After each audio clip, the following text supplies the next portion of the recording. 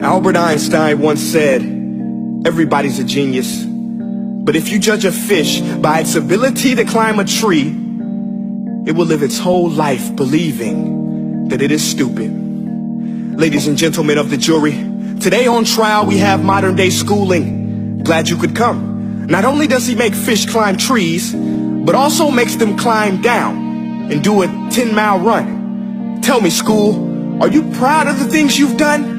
Turning millions of people into robots, do you find that fun? Do you realize how many kids relate to that fish swimming upstream in class, never finding their gifts, thinking they are stupid, believing they are useless? Well, the time has come, no more excuses. I call school to the stand and accuse him of killing creativity, individuality, and being intellectually abusive.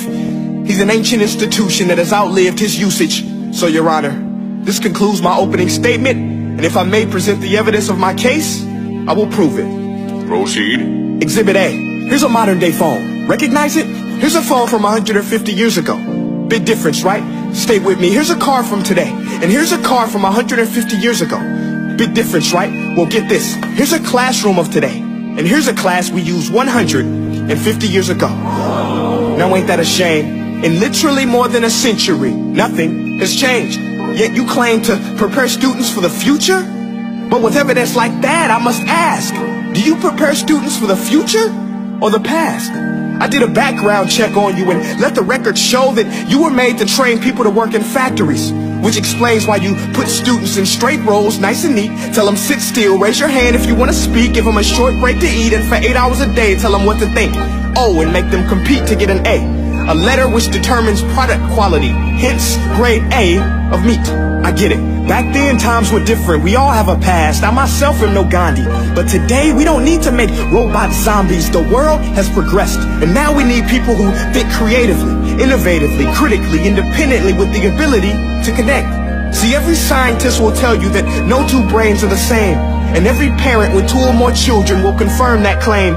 So please explain why you treat students like cookie cutter frames or snapback hats, giving them this one-size-fits-all crap. Watch your language. Sorry, Your Honor, but if a doctor prescribed the exact same medicine to all of his patients, the results will be tragic. So many people will get sick, yet when it comes to school, this is exactly what happens. This educational malpractice, where one teacher stands in front of 20 kids, each one having different strengths, different needs, different gifts, different dreams, and you teach the same thing the same way?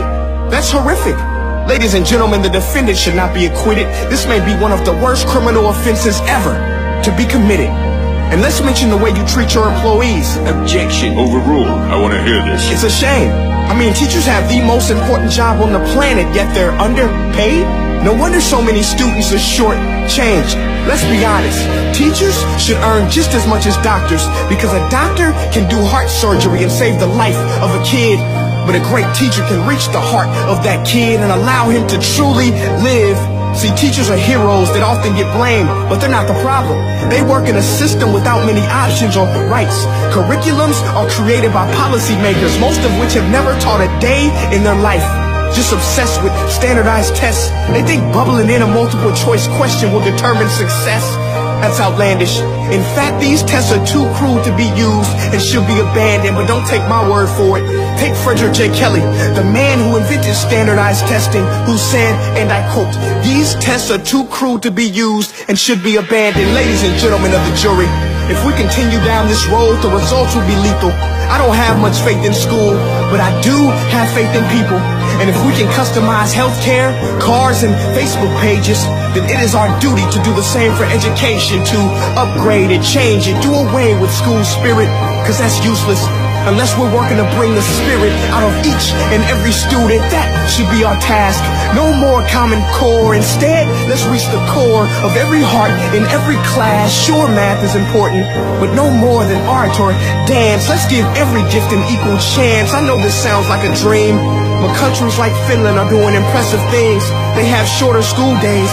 Teachers make a decent wage. Homework is non-existent, and they focus on collaboration instead of competition. But here's the kicker, boys and girls. Their educational system outperforms every other country in the world.